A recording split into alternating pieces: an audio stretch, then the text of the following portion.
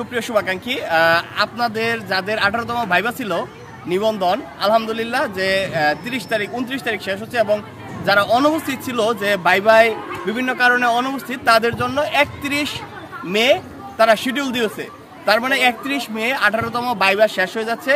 তবে এনটিআরসি যদি তারা চায় তাহলে তারা 1, 2, 3, 4 এই 4 দিন সরকারি অফিস আদালত খোলা আছে।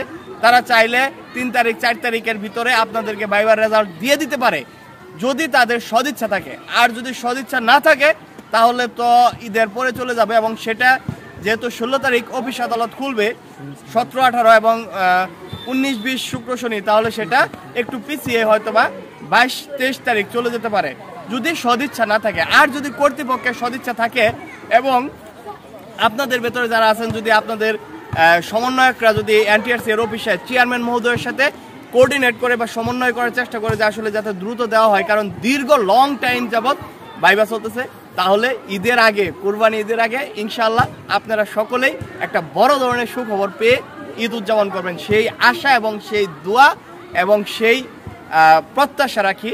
আমার পক্ষ থেকে সবাই ভালো থাকবেন। আসসালামু আলাইকুম।